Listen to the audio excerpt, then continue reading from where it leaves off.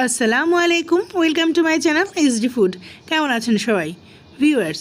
আজকে আমি আপনাদের জন্য নিয়ে এসেছি দোকানের স্বাদে ঘরোয়াভাবে তৈরি খুবই মজাদার এবং মুচমুচে জিলেপির রেসিপি।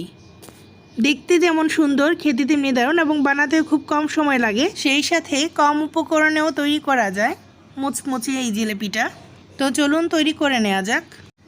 জিলাপি তৈরির আগে আমি প্রথমেই এর শিরা তৈরি করে নেব। এই জন্য একটি প্যান বসিয়ে তাতে দিয়ে দিচ্ছি 1 কাপ পরিমাণ চিনি এবং এতে দিয়ে দিচ্ছি হাফ কাপ পরিমাণ পানি।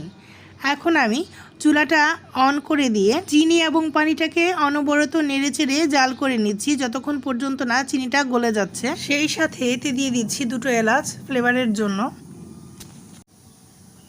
জিলাপিতে সুন্দর একটা কালার আনার জন্য আমি শিরাতে দিয়ে দিচ্ছি 2 ফোঁটা ইয়েলো ফুড কালার।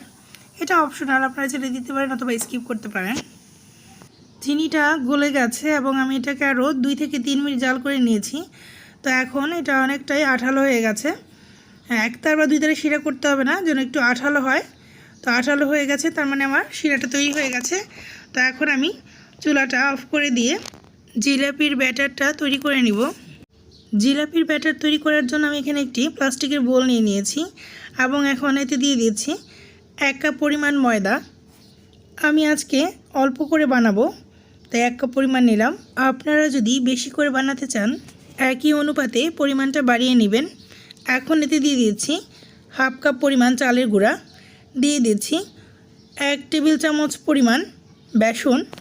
আমি এখানে বেসনের পরিমাণটা কম দিয়েছি, তবে আপনারা চাইলে চালের গুঁড়ার পরিবর্তে শুধুমাত্র বেসনটা দিতে পারেন এবং 1 টেবিল চামচ পরিমাণ চালের গুঁড়া দিতে পারেন। চালের গুঁড়াটা মূলত আমি ব্যবহার করেছি জিলাপিটা যেন মুচমুচে হয় এবং বেশিক্ষণ মুচমুচে থাকে। এখন আমি এই ব্যাটারে দিয়ে দিয়েছি হাফ চা চামচ পরিমাণ বেকিং সোডা।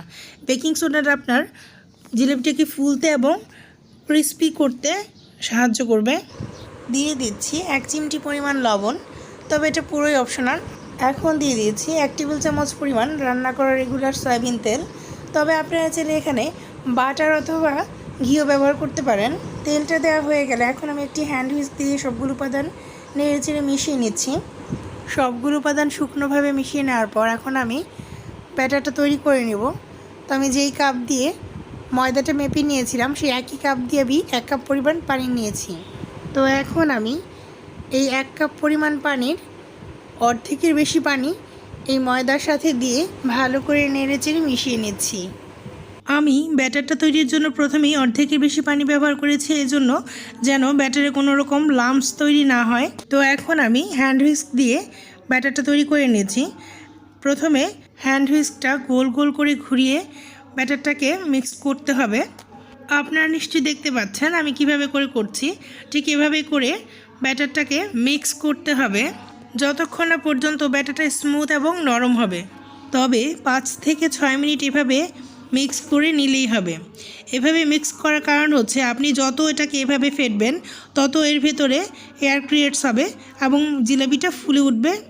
3 থেকে 4 মিনিট এভাবে করে গোল গোল করে ব্যাটারটাকে ফেটিয়ে নেওয়ার পর বাকি যে অবশিষ্ট পানিটুকু ছিল সেই পানিটুকু দিয়ে এখন আবারও ব্যাটারটাকে মিক্স করে নিচ্ছি। তো আমি একটু চামচ দিয়ে সবগুলো ব্যাটার একসাথে করে নিচ্ছি মেটানোর সুবিধার্থে।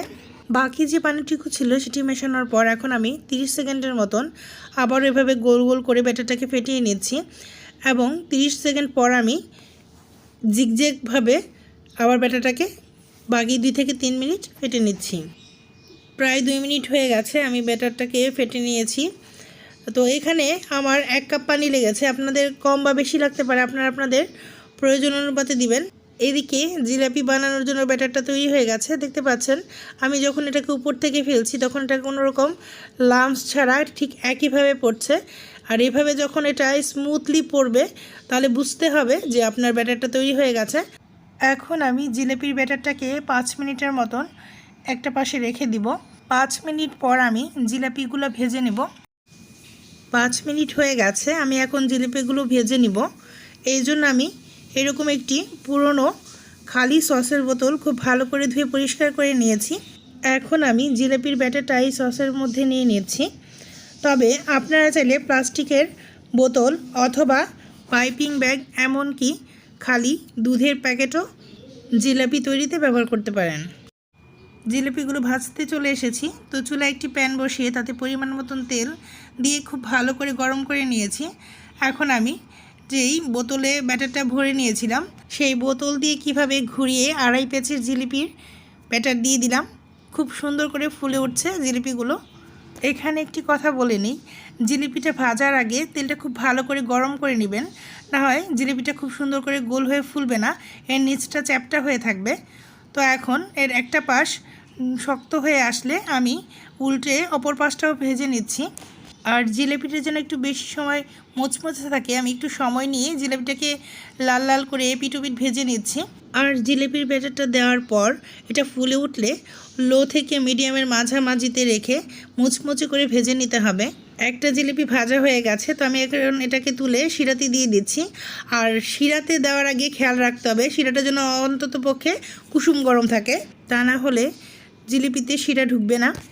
তো আমি এভাবে করে সবগুলো জিলিপি ভেজে নিচ্ছি। আর জিলিপিটা ভাজার পরে শিরায় দিয়ে উল্টে পাল্টে 1 মিনিটের মতন শিরায় রেখে শিরা ঝরিয়ে তুলে নিতে হবে। ভিউয়ার্স, তৈরি হয়ে গেল খুবই কম সময়ে কম উপকরণে দোকানের স্বাদে সুস্বাদু মুচমুচে জিলিপি। দেখতেই পাচ্ছেন কতটা ইয়ামি লাগছে, কেউ বলতেই পারবে না যে এটা আপনি বাসায় তৈরি করেছেন। এটা দেখতে যেমন সুন্দর, খেতেও তেমনি দারুণ। আর আপনাদেরকে দেখিয়ে দিচ্ছি এটা কতটা মুচমুচে হয়েছে। দেখতেই পাচ্ছেন হাতে নিয়ে একটু চাপ দেওয়ার সাথে সাথে এটা কীভাবে ভেঙে গেল, সেই সাথে রসালো হয়েছে। আশা করি আজকের এই জিলাপির রেসিপিটা আপনাদের ভালো লেগেছে। ভালো লেগে থাকলে একটি লাইক দিবেন, আমার চ্যানেলটি সাবস্ক্রাইব করবেন, ফ্রেন্ডস এবং ফ্যামিলির সাথে বেশি বেশি শেয়ার করবেন।